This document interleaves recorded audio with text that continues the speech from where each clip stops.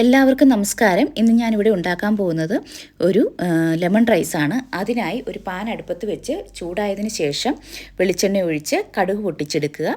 അതിലേക്ക് നമുക്ക് ഉഴുന്ന്, പരിപ്പ് ഇവ രണ്ടും കൂടെ ഇട്ട് നല്ലപോലെ ഒന്ന് വഴറ്റിയതിന് ശേഷം അതിലേക്ക് നിലക്കടല ആഡ് ചെയ്യാവുന്നതാണ്. നിലക്കടല ഒരു പിടി നിലക്കടലയാണ് ഞാനിവിടെ എടുത്തിരിക്കുന്നത്.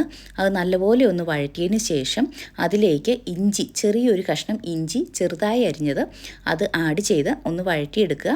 അതിലേക്ക് പച്ചമുളകും കൂടി ആഡ് ചെയ്യുക. ഞാനിവിടെ ഒരു പച്ചമുളകാണ് എടുത്തിരിക്കുന്നത്. പച്ചമുളക് നമ്മുടെ എരിവിനനുസരിച്ച് യൂസ് ചെയ്യാവുന്നതാണ്.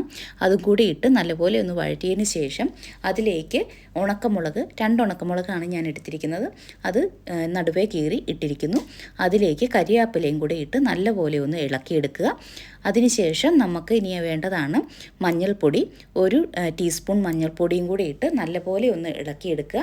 അതിലേക്ക് കായപ്പൊടി ആവശ്യമുള്ളവർക്ക് കായപ്പൊടി ആഡ് ചെയ്യാവുന്നതാണ്. ഞാനിവിടെ കായപ്പൊടി ആഡ് ചെയ്തിട്ടില്ല. ഇനി നമുക്ക് വേവിച്ച് വെച്ചിരിക്കുന്ന ചോറും കൂടി ഇട്ട് നല്ലപോലെ ഒന്ന് ഇളക്കി കൊടുക്കാം. ഇപ്പോൾ ഞാനിവിടെ ചോറ് വേവിച്ച് വെച്ചിട്ടുണ്ടായിരുന്നു. അതും കൂടി ഇട്ട് നല്ലപോലെ ഇളക്കിയതിന് ശേഷം ഇനി ഇതിലേക്ക് ആവശ്യമുള്ളതാണ് ഉപ്പ് നമ്മൾ ആവശ്യത്തിനിടുക. കുറേശ്ശെ ഇട്ട് ഉപ്പിൻ്റെ ടേസ്റ്റ് നോക്കിയിട്ട് വേണം ആഡ് ചെയ്യാൻ. ഞാനിവിടെ ഉപ്പിട്ട് നല്ലപോലെ ഒന്ന് ഇളക്കി എടുത്തിട്ടുണ്ട്. ഇനി ഇതിലേക്ക് ഞാൻ 1 നാരങ്ങയുടെ നീരാണ് യൂസ് ചെയ്തിരിക്കുന്നത്. ക്വാണ്ടിറ്റി കുറവായതുകൊണ്ട് ഇത്രയും 1 നാരങ്ങയുടെ നീര് ആവശ്യമുള്ളൂ. നമ്മുടെ ക്വാണ്ടിറ്റിക്ക് അനുസരിച്ചാണ് നമ്മൾ നാരങ്ങ എടുക്കേണ്ടത്. ഞാനിവിടെ ഒരു 2 തവി ചോറാണ് എടുത്തേക്കുന്നത്. 2 തവി എന്ന് പറഞ്ഞാൽ ഒരു ബിഗ് തവിക്കാണ് ഞാൻ ഉപയോഗിച്ചിരിക്കുന്നത്. 2 തവി ചോറിന് ആവശ്യമുള്ളതാണ് ഞാൻ 1 ലെമൺ എടുത്തേക്കുന്നത്. അതും കൂടി ഇട്ട് നല്ലപോലെ ഒന്ന് ഇളക്കിയെടുക്കുക. അത്രയേ ഉള്ളൂ. നമുക്ക് കൂടുതൽ പണികളൊന്നുമില്ല.